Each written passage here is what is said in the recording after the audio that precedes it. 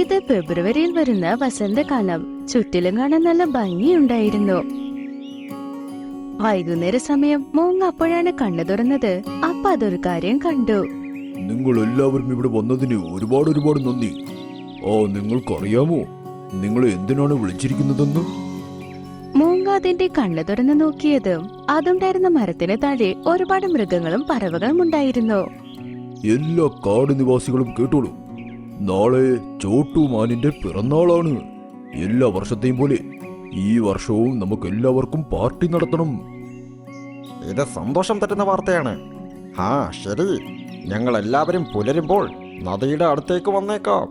Party ഒരുക്കി നമുക്ക് സെലിബ്രേഷനും തുടങ്ങാം. എന്താ ഇത്? നിന്റെ പിറന്നാൾ പാർട്ടിയാണോ? പക്ഷെ പകലെനിക്ക് കണ്ണു കാണില്ലല്ലോ. പാർട്ടി രാത്രിയിലാക്കിയാൽ എനിക്കും വരാമായിരുന്നു.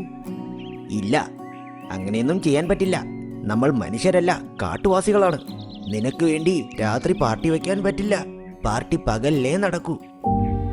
എനിക്ക് പാർട്ടിക്ക് വരാൻ പറ്റില്ലെങ്കിൽ എനിക്ക് ഒരുപാട് വിഷമമാകും. ഞാനും നിങ്ങളെപ്പോലെ ഈ കാട്ടുവാസിയല്ലേ. എന്നോട് എന്തിനാ നിങ്ങൾ ഇങ്ങനെ ചെയ്യുന്നത്? നീ എങ്ങനെയാ ഞങ്ങളെ പോലെയാകുന്നത്? ഏത് രാത്രിയാണോ ഞങ്ങൾ ഉറങ്ങുന്നത് ആ രാത്രി നീ കാട് മുഴുവനും കറങ്ങും. നീ ശബ്ദമുണ്ടാക്കി ഞങ്ങളെ ശരിക്കും ഉറങ്ങാൻ പോലും വിടില്ല. ഇതല്ലേ നീ എപ്പോഴും ചെയ്യുന്ന കാര്യങ്ങൾ? രാത്രി ഞാൻ ഈ കാട് സംരക്ഷിക്കുന്നില്ലേ, അത് നല്ല കാര്യമല്ലേ? നമ്മുടെ കാട്ടിൽ എന്താ എന്തെങ്കിലും മോഷണം പോകുന്നുണ്ടോ? നീ വെറുതെ കാവൽ കാക്കാൻ? അത് കേട്ടത് മൂങ്ങ ഒരുപാട് സങ്കടപ്പെട്ടു. അതിനുശേഷം എല്ലാ മൃഗങ്ങളും അവരവരുടെ കൂട്ടിലേക്ക് ഉറങ്ങാനായി പോയി. പക്ഷെ മൂങ്ങ മാത്രം സങ്കടപ്പെട്ടുകൊണ്ടിരുന്നു. അതവിടുന്ന് പറന്നുപോയി അതിന്റെ പണി ചെയ്യാനായി തുടങ്ങി. രാവിലെ ആകുമ്പോൾ അതിന്റെ കാഴ്ച പോയതും അതിന്റെ മരത്തിൽ വന്ന് ഇരുന്നു. അത് കണ്ണടച്ചിരിക്കുമ്പോൾ അതിന്റെ ചെവിയിൽ ഒരു ശബ്ദം കേട്ടു. Happy birthday to you, happy birthday to you, happy birthday to Chotuman, happy birthday to you. എല്ലാവരും നല്ല സന്തോഷത്തിലാണ്. എന്നാൽ എനിക്കൊന്നും കാണാൻ പറ്റുന്നില്ല. എനിക്കും അവരോടൊപ്പം സെലിബ്രേഷൻ ചെയ്യാൻ പറ്റുമായിരുന്നെങ്കിൽ നന്നായേനെ. ഒരുപാട് നേരം വരെ എല്ലാവരും പാട്ട് പാടുന്നതും ഡാൻസ് കളിക്കുന്നതുമായി ആ ശബ്ദം കേട്ടുകൊണ്ടേയിരുന്നു. അതിന് ഉറങ്ങാനേ സാധിച്ചില്ല. അതിനുശേഷം കുറച്ചു നേരത്തിൽ അത് ഉറങ്ങി.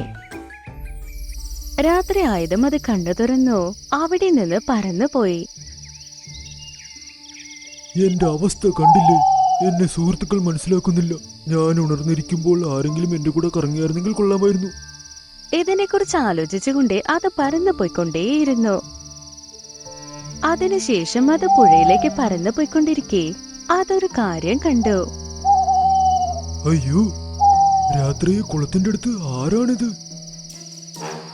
അങ്ങനെ പറഞ്ഞത് താഴെ പോയി നോക്കിയപ്പോൾ ആ പുഴക്കരയിൽ ഒരു വേട്ടക്കാരൻ നിൽക്കുന്നുണ്ടായിരുന്നു. ഈ കാട്ടുവാസികൾ ബുദ്ധിശാലികളാണ്. ഞാൻ ഈ വെള്ളത്തിൽ വിഷം കലർത്താം. ഇതിനുശേഷം എന്ത് നടക്കുമെന്ന് അറിയാമല്ലോ.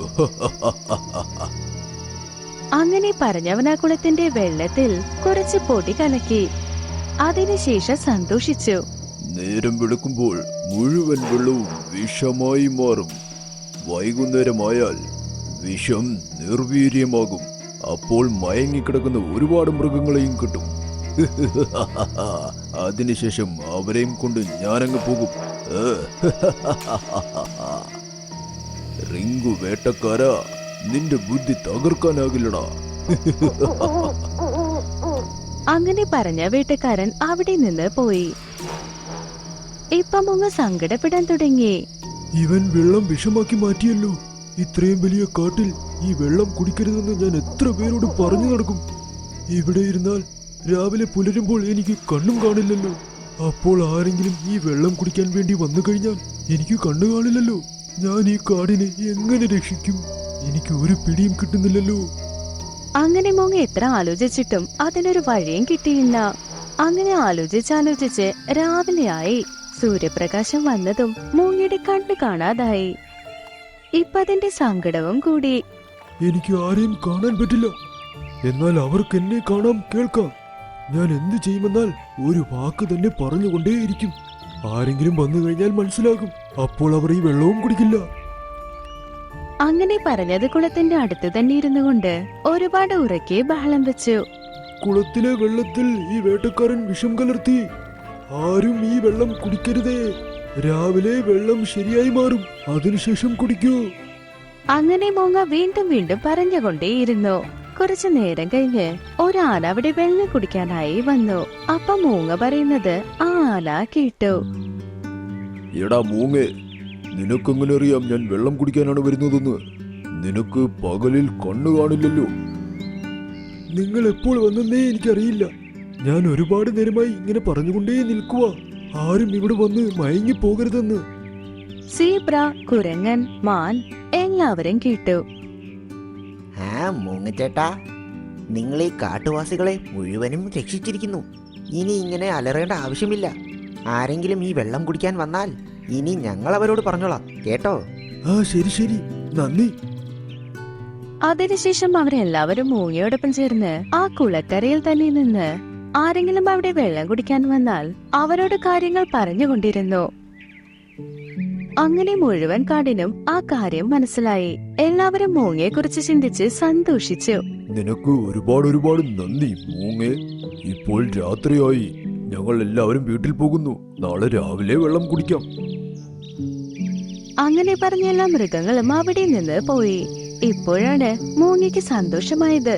എന്നാലും മുഴുവനായി അതിന് സന്തോഷിക്കാനേ സാധിച്ചില്ല. കുറച്ചു നേരം കഴിഞ്ഞ് മാൻ മൂങ്ങയ്ക്കടുത്തേക്ക് വന്നു. മൂങ്ങച്ചേട്ടാ, ഞങ്ങൾക്ക് താങ്കളുടെ സഹായം വേണം. എന്തു പറ്റി? എന്തു പ്രശ്നമാണ്? എന്തിനാ ഇങ്ങനെ പേടിക്കുന്നത്? നിങ്ങൾ വേഗം എന്റെ കൂടെ ഒന്ന് വരൂ, എല്ലാം നിങ്ങൾക്ക് മനസ്സിലാകും. അപ്പ മൂങ്ങ മറു ചോദ്യമൊന്നും ചോദിക്കാതെ മാനിന്റെ പുറകെ ചെന്നു. ഒരുപാട് നേരം കഴിഞ്ഞതൊരു സ്ഥലത്ത് ചെന്നെത്തി. ആ കാഴ്ച കണ്ട് അതിന്റെ കണ്ണ് തന്നെ മിന്നി. മൂങ്ങ കണ്ടു എല്ലാ മൃഗങ്ങളും പറവകളും ഒരു സ്ഥലത്ത് ഒരുമിച്ചുണ്ടായിരുന്നു. ഒരു ഭാഗത്തായി ഒരുപാട് ഗിഫ്റ്റുകളും ഉണ്ടായിരുന്നു.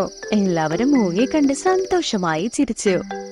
Happy birthday to you, happy birthday to you, happy birthday to you മൂങ്ങേ, ഹാപ്പി ബർത്ത്ഡേ ടു യു. എനിക്കിത് വിശ്വസിക്കാൻ പറ്റുന്നില്ല.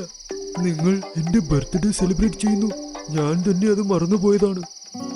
അതേ മൂങ്ങച്ചേട്ടാ, ഞങ്ങൾ എങ്ങനെ ചിന്തിച്ചെന്നാൽ ഞങ്ങൾ എപ്പോഴും താങ്കളെ വഴക്ക് പറഞ്ഞുകൊണ്ടിരുന്നു. നിങ്ങൾ രാത്രി ഞങ്ങളെ ബുദ്ധിമുട്ടിച്ചിട്ടേ ഇല്ല. അതിനു പകരം ഞങ്ങളുടെ ജീവൻ രക്ഷിക്കാൻ നിങ്ങൾ കാവൽ കാക്കുകയാണ്. ഇവിടെ ഞങ്ങൾ ജീവനോടെ ഉണ്ടെങ്കിൽ അത് താങ്കൾ കാരണമാണ്. അതുകൊണ്ടാണ് ദിവസവും രാത്രി ഉറങ്ങുന്നതിന് മുൻപ് ഇനി നിങ്ങളോട് സംസാരിച്ചിട്ടേ ഞങ്ങൾ ഉറങ്ങാൻ പോവുകയുള്ളൂ. അതുപോലെ എല്ലാ വർഷവും താങ്കളുടെ ബർത്ത്ഡേയും ഞങ്ങൾ ആഘോഷിക്കും, അതും രാത്രി നിലാ വെളിച്ചത്തിൽ. ആഹാ, ഇത് സത്യമാണോ?